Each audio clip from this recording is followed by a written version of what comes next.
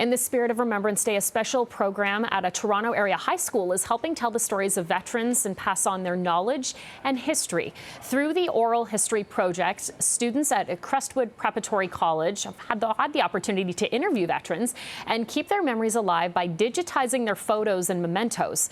This project has been compiling an online historical archive of veteran stories since 2008. So we are now joined by Scott Masters, a teacher at Crestwood Preparatory College, also the director of the Crestwood Oral History Project. Good morning, Scott. This is a project that you, your school, your students have been working on for years. Tell us about the inspiration. Yeah, thank you for that. Good morning, Courtney. I have been doing this project online for about 15 years, probably more than 20 years in total. I teach history, and I really do like the idea of connecting my students to the people who made the history. My own grandfathers were veterans, and that's the really big inspiration. One of them in the Second World War, the other in the First World War. I grew up talking to them, and I wanted my students to be able to share that experience. And it's so important for the next generation to remember and recognize these many sacrifices that people have made. Let's talk about the process with your students interviewing veterans. What have they gained from this project? Well, I do have one of them here this morning. It'll be interesting to hear his take, but for them, they get the opportunity to literally learn history from a different time period, different values, different motivations, the sacrifice that people made, and the service that was such a basic expectation. We had a wonderful assembly at the school yesterday with about 20 veterans in attendance, and we thought it would be interesting after the assembly to invite some of the veterans to stick around and do a roundtable discussion with us, and it was just incredible to hear what memories the veterans struck and what lessons they wanted the students to hear. That sounds so wonderful to listen into. Scott, you've also been overseeing this project for years, as you mentioned. What about you? What have you learned? What are you taking away from this experience? For me, it's just an amazing experience to sit down with these guys. It literally is like being able to revisit my grandfather and my grandmother.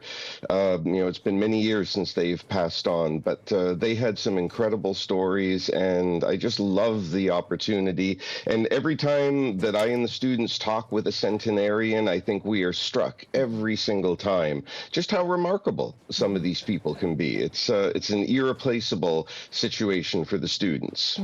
I also want to talk about this recent interview with Jack Dyson. I believe this interview was conducted last month. Tell us about this.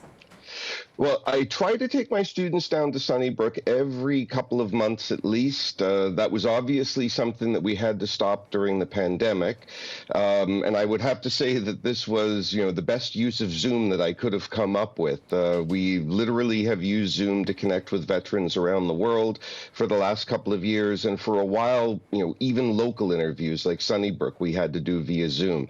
But as soon as they open their doors again, we go down. I take smaller groups of students. It used to be bigger groups, 15 or 20, but now we go down in small groups of maybe 5 or 6, and we get the opportunity to sit in a room with the vets for about an hour or so and just have a direct interaction. And Jack was incredible. He had just a remarkable memory, great photos to share with the students.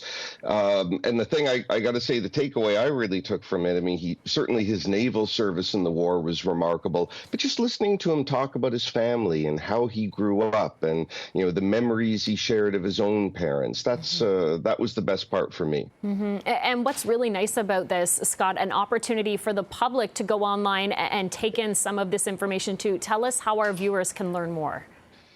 All they would need to do is to Google Crestwood Oral History Project, and once you arrive at that site, you'll see 2 buttons about military veterans, and they can go in there and click on virtually any of them. They're all publicly accessible for anybody who wants to have a listen.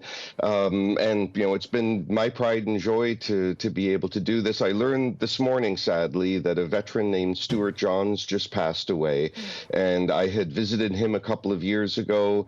He won the DCM, one of the highest awards given, and I was scheduled to go back and see him again, but he's had some health concerns, and unfortunately I won't get that opportunity. But I have a 3-hour interview with him on there.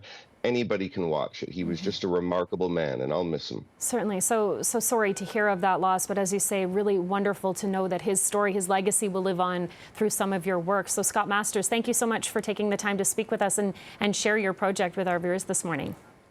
Thank you.